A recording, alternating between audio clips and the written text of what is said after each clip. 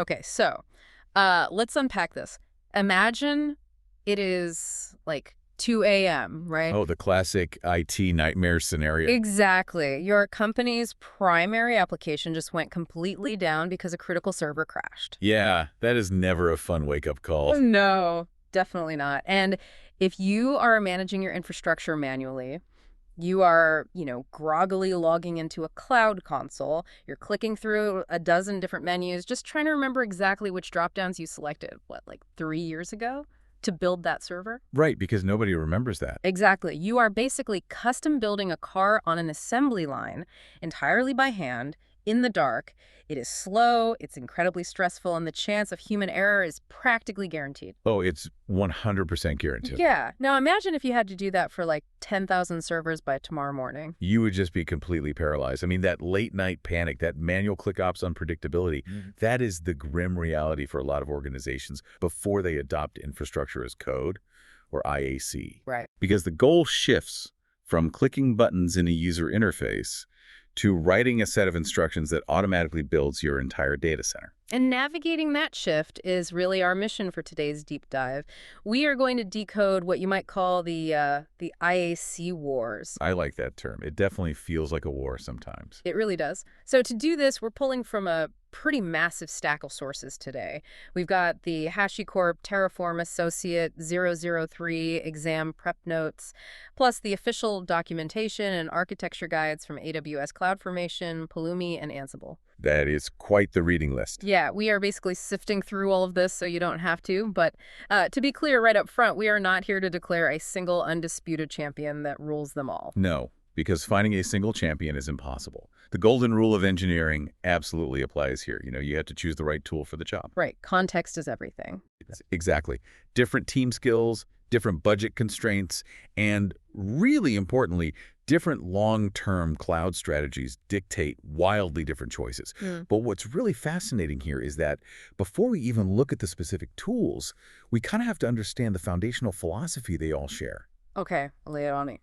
Well, whether you look at Terraform or CloudFormation, they all operate on a principle called declarative intent. Declarative intent. Okay, let's make sure we ground that concept.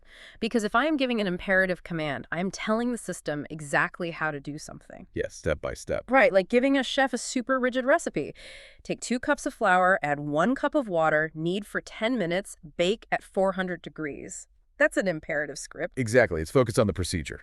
But declarative intent is more like ordering delivery, isn't it? I just call the restaurant and declare, I want a large pepperoni pizza on my desk in 30 minutes. I love that analogy, yeah. I don't care how the chef makes it. I don't care about the oven temp. I just care about the final state of the pizza on my desk. That is a highly accurate way to look at it, actually. In the cloud world, you don't write a script that says, click the create button, wait 5 seconds, then attach a hard drive. Right, because if the timing is off, the whole thing breaks. Precisely. Instead, you write a text file that declares, I need a server with exactly 16 gigabytes of RAM and this specific network configuration. The IaC engine reads that file, looks at your current reality in the cloud, and figures out all the complex API calls required to make reality match your declaration. So it does the heavy lifting. Yeah, it essentially transforms unpredictable human actions into reliable version-controlled text. Which means you can review your infrastructure changes the exact same way you review software code, catching mistakes before they ever go live. Exactly. It's a game changer for stability. So now that we understand the automated factory, we have to pick the actual machinery that runs it. And looking at the Terraform 003 exam notes, this brings us to the biggest heavyweight clash in the entire industry. Terraform versus AWS CloudFormation. The great debate. And choosing between them really forces an organization to define its overarching cloud strategy. It absolutely does. It's a foundational choice. So let's start with Terraform. The sources highlight some massive facts here. First, it is open source, created by HashiCorp. It uses its own specific language called HCL, or HashiCorp Configuration Language. Right. But its biggest selling point, the thing everyone talks about, is that it was built from the ground up to be multi-cloud. It has thousands of modules. Yeah, you can talk to practically anything. Right. But the catch is, and this is a big catch, the state file. Yes. The infamous state file. Hey. It is the core mechanism of how Terraform actually works under the hood. Okay, break that down for us. Well, Terraform needs a way to remember what it built yesterday so it knows what to change today. So every time it runs, it creates a highly detailed JSON file, that's the state file, that maps your code to the actual real-world resources spinning in the cloud. But wait, if I have to manage that massive master map myself, isn't that a huge vulnerability? It definitely can be if you aren't careful. Like, imagine you and I are both working on the same project. I add a database to the code and you decide to delete a server. If we both hit deploy at the exact same millisecond, and we are both trying to overwrite that single state file simultaneously, Yes. doesn't the file just get corrupted? I mean, why would I want that burden? Well, you've just described a race condition, and it is a very real danger.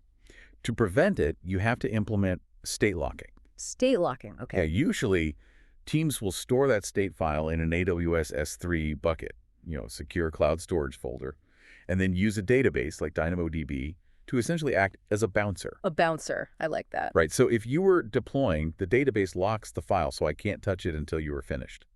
And setting all of that up, ensuring the file is encrypted because it often contains sensitive passwords, it is absolutely a burden. So, I mean, why do thousands of companies happily take on that headache? Multi-cloud freedom. Because Terraform manages the state itself, rather than relying on a cloud provider to do it, Terraform isn't tied down. Ah, I see. Yeah, you can write one Terraform project that spins up a server in AWS, attaches a database in Google Cloud, and configures a monitoring alert in Datadog, all in a single run. The state file is essentially the price of admission for that ultimate flexibility. Okay, so Terraform is the ultimate multi-tool. It goes anywhere, but you have to carry it, secure it, and maintain it yourself. That's a great summary. But on the other side, we have AWS CloudFormation. Looking at the AWS docs, it is strictly tied to Amazon. Yes, very strictly. You write your infrastructure declarations in JSON or YAML, but the massive differentiator here is that it is fully managed by AWS. There's no state file for you to touch. Right, and if we connect this to the bigger picture, you can really see why this is so appealing. For organizations that have mandated they are only ever going to use Amazon Web Services, CloudFormation removes an enormous amount of operational friction. But I have to push back here a little bit. Okay, go ahead. If I put all of my company's infrastructure into CloudFormation, aren't I essentially marrying AWS forever? I mean, if Amazon doubles their prices next year, I am entirely locked in. I can't just take my CloudFormation code and run it on Microsoft Azure. Vendor lock-in is a serious strategic risk, for sure, and it is the primary argument against CloudFormation. However, many engineering leaders argue that the whole concept of easily moving to another cloud is kind of a myth anyway. Wait, really? A myth? Yeah, I mean, if you build deeply into a cloud provider, you are using their specialized databases, their specific networking tools, their security IAM roles. You can't just lift and shift that overnight, even with Terraform. Oh, right, because a Google Cloud database doesn't map exactly to an AWS one. Exactly. So these companies decide that the velocity they gain by letting AWS manage the state is worth the lock-in risk. That makes a lot of sense. And speaking of velocity, the rollback feature in CloudFormation seems like a huge safety net. It is arguably its strongest operational feature, honestly. Imagine you are deploying a massive update, say, 5 databases, 10 servers, and a new load balancer. Sounds expensive. Very. Now, say the database is spin up perfectly, but server number 7 fails because you hit a quota limit on your AWS account. Oh, man. So what happens? Does it just sit there half broken? No. And that's the beauty of it. CloudFormation doesn't just crash and leave you with a half-broken environment. It detects the failure, hits the brakes, and automatically tears down the databases it just built, rolling your entire system back to the safe working state you started with. Wow, okay. That is incredible peace of mind. It really is. But there is a glaring usability issue we need to talk about with CloudFormation. You are forced to write your infrastructure in JSON or YAML, which, let's be honest, can get incredibly dense. Oh, incredibly dense is putting it mildly. Right. We are talking thousands of lines of brackets, commas, strict indentation rules. It becomes an absolute nightmare to read as your infrastructure scales. And a big reason for that is that JSON and YAML are data serialization languages. They aren't true programming languages. What exactly? Meaning they don't have built-in logic. Right. For instance, you can't easily write a simple for loop. If you need 100 identical servers, you can't just say loop this block 100 times. You often end up literally copying and pasting that server block 100 times in your file. Which introduces massive room for human error. Huge. One missing comma in line 4000, and the whole deployment crashes. Now, Terraform's HCL language is a bit better, right? I mean, it has some logic built in. It does, yeah. It handles loops and variables better. But it is still a domain-specific language. And here's where it gets really interesting in the sources. Because whether you use Terraform or CloudFormation, you are hitting the exact same bottleneck. The language barrier. You have to learn a highly specific niche language just to order your infrastructure. If you are a software developer who spends all day writing Python or TypeScript, having to switch over to HCL or YAML feels like hitting a brick wall. It's a massive context switch. And this friction is exactly what triggered a massive shift in the industry, giving rise to Pulumi and the Cloud Development Kits, or CDKs. Right, the language rebellion. Pulumi looked at this landscape and asked, why are we forcing software engineers to learn YAML? Which is a very fair question. Extremely fair. With Pulumi, you use the fully featured programming languages you already know, Python, TypeScript, Go, C#. You write your infrastructure the exact same way you write your application logic. The benefits of this cannot be overstated. By using a real programming language, you suddenly unlock decades of software engineering tools. Like, well, you get native autocomplete in your code editor. If you type the word server, the editor automatically shows you all the properties you can configure. You can use standard unit testing frameworks, and crucially, if you need 50 servers, you just write a standard 3-line for loop in Python. So you are bringing the full power of software engineering to infrastructure. Exactly. But Pulumi wasn't the only one to figure this out. The major players had to respond, which brings us to the CDK angle. The sources mention AWS CDK and CDKTF, which is the cloud development kit for Terraform. Yeah. Think of the CDKs as incredibly powerful translation engines. Okay, translation engines. Right. So let's say you use the AWS CDK. You write a beautiful, compact, 50-line script in TypeScript defining your network. When you run that code, the CDK engine synthesizes it. Synthesizes, meaning it translates it under the hood. Precisely. It takes your 50 lines of elegant TypeScript and automatically compiles it down into a massive 5,000-line JSON CloudFormation template. It then hands that JSON template to AWS to deploy. Wow, so you get the developer experience of writing real code, but you still rely on the battle-tested, managed execution engine of CloudFormation. That's exactly it. And CDKTF does the exact same thing, but it translates your Python or TypeScript into standard Terraform JSON configurations. So I really get the best of both worlds. I write in Python, but Terraform or CloudFormation does the actual heavy lifting of talking to the cloud. Yes. What does this mean for the team dynamic, though, like organizationally? It bridges a huge historical divide. Traditionally, developers write the application code, and then they sort of throw it over the wall to an operations team who writes a Terraform HCL to host it. Right, classic silos. But CDKs allow teams to stay in one environment. The developer who wrote the Python backend can now easily write the Python infrastructure code to deploy it. It collapses the silos. That's amazing. Okay, so we've figured out how to use loops in Python to command Terraform to build 50 servers in the cloud. Great. But we have a new problem. Let's hear it. Right now, those 50 servers are just expensive, empty boxes spinning in a data center somewhere. Yep, they are blank slates. They have an operating system, sure, but they don't have our application code, they don't have our security patches, and they don't have our database software. How do we get our app onto them without manually logging into 50 machines one by one? This transition highlights the most misunderstood comparison in the entire IaC ecosystem. Terraform versus Ansible. Oh, man. If you read engineering forums, you constantly see people asking, should I use Terraform or Ansible? But the exam prep notes are incredibly explicit about this. They are not competitors. Not at all. They are complementary tools designed for two distinct phases, provisioning versus configuration. Let's break down those terms because they are crucial. Provisioning is the act of acquiring the raw resources. Terraform talks to the AWS API and says, give me a VPC, which is a virtual private cloud, basically your own fenced-off slice of the internet, and put an EC2 compute instance inside it. Terraform builds the raw infrastructure. Think of it like buying a brand new smartphone. Terraform goes to the store, buys the physical hardware, activates the cellular plan, and hands you the phone. I like that. But a factory reset phone isn't very useful yet. That is where Ansible steps in for the configuration phase. Exactly. Configuration is about modifying the internal state of the server after it has been provisioned. Once Terraform finishes building the server, it can hand the new IP address over to Ansible. Okay, then what? Then Ansible reaches out across the network, logs into that specific server, installs your required web server software, sets up the firewall rules, downloads your company's application code from GitHub, and starts the service. So Terraform buys the phone, and Ansible installs your favorite apps, sets your wallpaper, and logs you into your email. They work together perfectly. They really do. Now, quick caveat. You can technically force Terraform to run some basic configuration scripts when a server boots up. And you can technically write an Ansible playbook that makes an API call to Amazon to provision a server. But doing so is generally considered clunky. It is using a hammer to turn a screw. Using Terraform for the raw provisioning and Ansible for the deep configuration is an industry-standard best practice. Okay, good to know.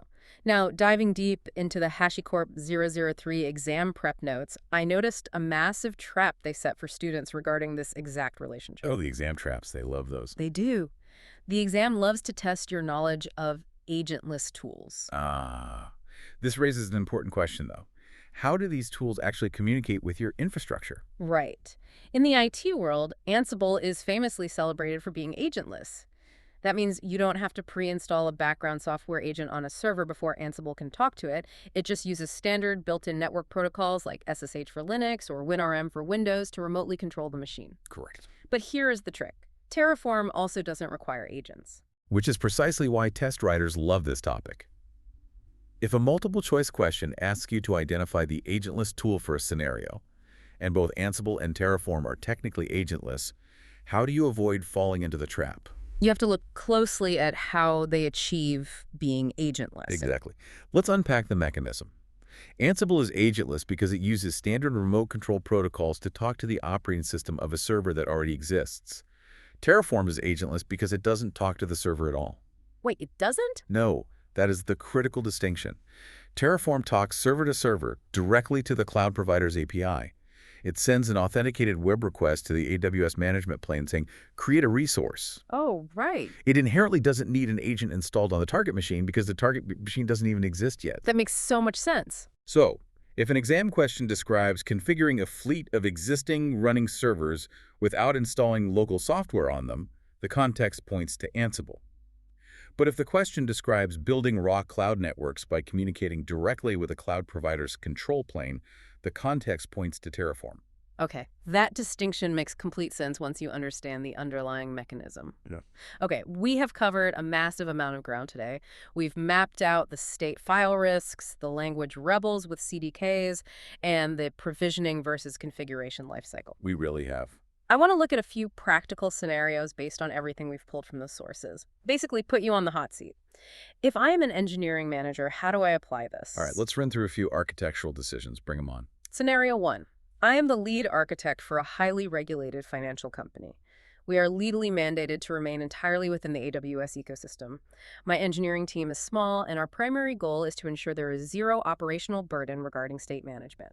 We cannot afford to manage state locks or risk race conditions. Okay, the constraints there make the decision highly straightforward. The key phrases are entirely within AWS and zero operational burden regarding state management. Right. While Terraform could easily build that infrastructure, you would be forcing your small team to take on the responsibility of securing and managing the state file. Because the requirement explicitly demands offloading that burden entirely, AWS CloudFormation is the clear winner here. Makes sense. Amazon fully manages the state, handles the execution, and provides automated rollbacks natively. Perfect. Okay, scenario 2. My company has just acquired a smaller startup. I now have a mandate to build identical, standardized network architectures across both our existing Google Cloud environment and the startup's AWS environment. Classic merger headache. Definitely. Furthermore, once those raw servers are built in both clouds, I need a robust, repeatable way to log into all of them and install a highly specialized proprietary database software package. This is a classic enterprise integration challenge. Let's break down the clues.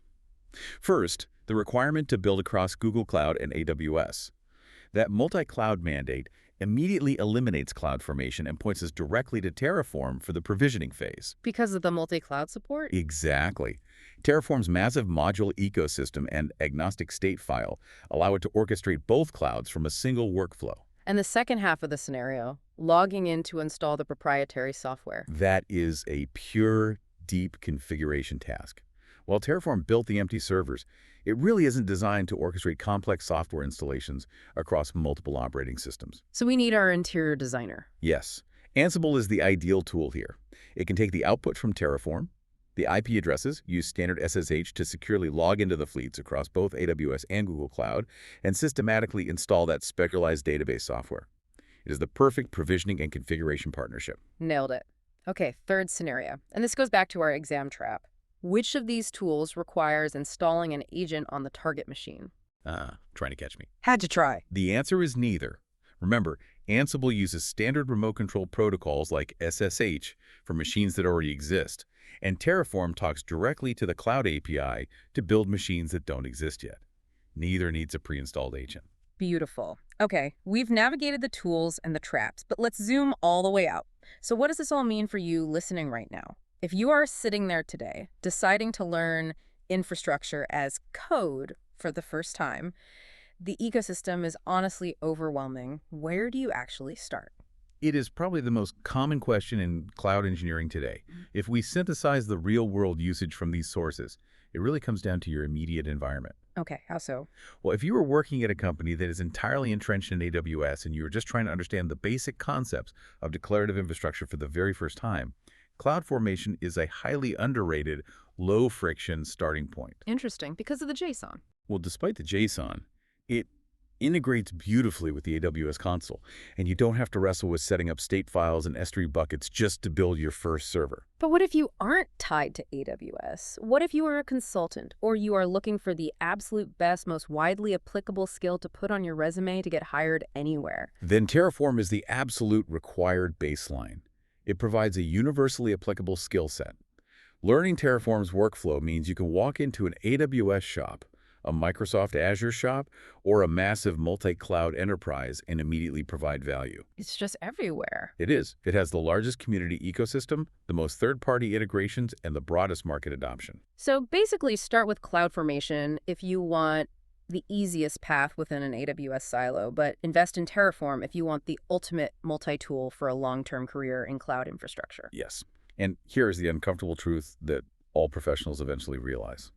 The right tool will absolutely change as your career progresses. Oh, for sure. What works perfectly for a nimble startup of 5 people will completely buckle under the weight of an enterprise of 5,000 engineers. You have to remain adaptable to the mechanisms, not just loyal to a specific tool. Adaptability is key. And that actually ties perfectly into something I wanted to ask you as we wrap up here. We spent a lot of time talking about Pulumi, the CDKs, and the whole language rebellion. Yeah, the move to Python and TypeScript. Exactly. If these translation engines are allowing infrastructure to be written in native software languages, what does that actually mean for the future of our jobs? Is the historical hard line between a software developer and an infrastructure engineer eventually going to disappear entirely? That is a brilliant question to end on, and it's something everyone listening should really be mulling over as they look at their own career path. Because for decades, dev and ops were 2 entirely different careers, right? With completely different tool sets, languages, and cultures. Totally. They sat on opposite sides of the building. Exactly. But if you are suddenly using the exact same Python code, the exact same code editor, and the exact same testing frameworks to build your app and the servers that host it, are we moving toward a future where code is just code? Code is just code? Right.